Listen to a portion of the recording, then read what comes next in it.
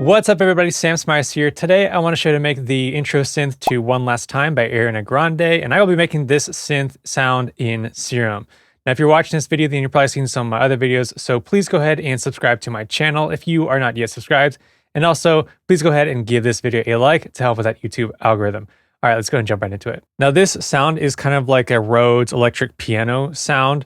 And once I show you how to make it, then you can make some adjustments to it. And you can create some other Rhodes style of piano sounds with it. This is the sound I'm going to make.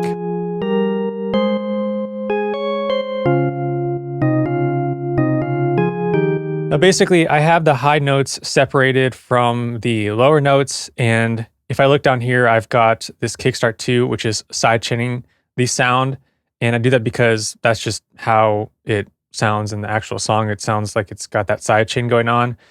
So basically I separate these two because it allows me to widen out the low from the high parts. So I have the low parts sent to the left a little bit, and then sent to the right I have the high parts. Now let me just open up a new instance of Serum. I'll initialize a preset, and this is essentially the MIDI, which you can eventually separate after you're creating the sound. I'm just going to show you how to make the sound, and then I'll separate it after I make the sound in Serum, because all I'm doing is just duplicating the sound and then separating the high notes from the low notes. So this is essentially the MIDI, and I believe, let's go ahead and just open up a blank Serum and initialize this preset. And this is going to just be like a saw wave sound.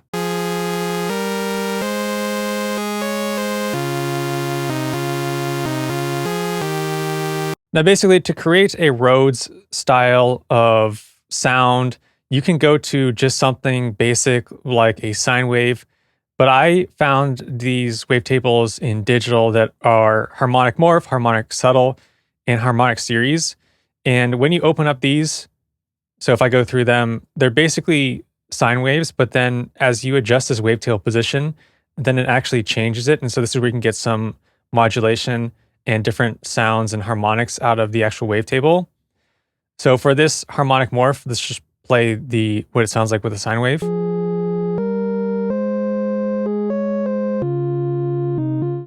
Now for oscillator A, I'm going to raise this up +1 octave and lower this level a tiny bit. So let's say around 50%.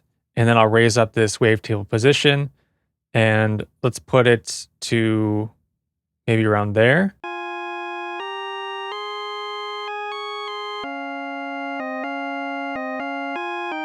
Now it's starting to sound a bit church organ-y, but that's okay because we're going to add in our lower layer on the oscillator B. And so for oscillator B, I will do the same thing. I'm going to use the harmonic morph again, and then just adjust this wavetable position. Just raise it up a tiny bit to, let's say around here. Let's say 42 or so.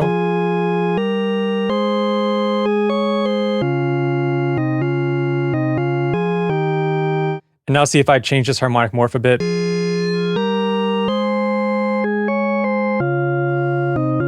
We can get some variations of that sound. Now after that, I want to add a bit of a clickiness to the beginning, so I'll add on the noise, and let's go to Attacks Miscellaneous, Glass Lid, and I'll hit one shot so that it only happens each time I hit a note. And I'm going to put this relatively low, so I'll do like 16%.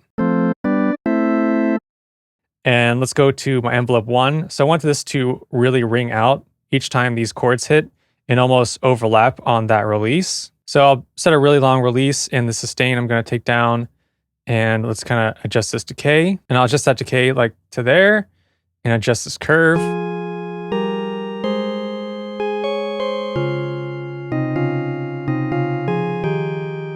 So that sounds pretty good. We've got that ringing out sound as I hit each of those keys.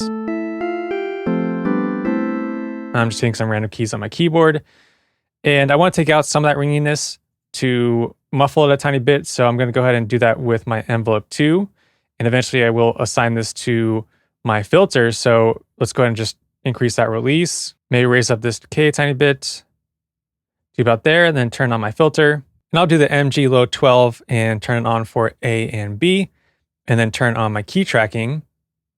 And then I'll assign envelope 2 to that cutoff, and I'll hit Shift and Option on my keyboard so that we get this modulation only going one way. And I'll lower this to about there and change this modulation. And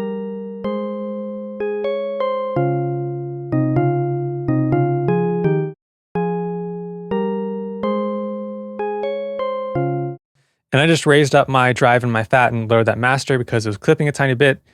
And so now if I actually go into my MIDI, what I did in these higher notes, so if I just check what my velocity is, it's at about 100. And then on these higher notes, I have it going to 120. And that's because I feel like they ring out a bit more in the actual track. And so what I can do is I can go to my velocity curve here, and I can assign my velocity to my cutoff. And just doing a very, very small modulation on this cutoff, if you hit those keys at a higher velocity, then your cutoff will raise up more just for those keys. And so they'll sound a bit brighter.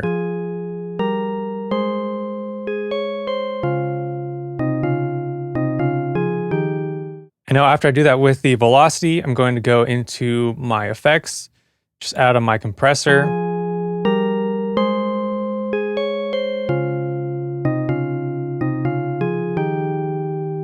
And then let's go and rearrange that so we can make it look nice. And I will add on some chorus, get a bit of width out of that.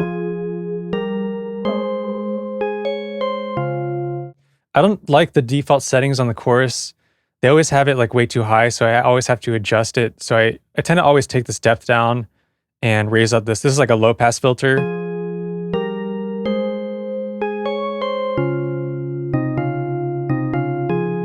And so I think that sounds pretty good. So that's essentially all I'm going to do to create the sound. And then I'm going to go ahead and add on the kickstart. And I have this at like 54%. I don't have it at 100%. So you don't have like 100% of that pumping effect.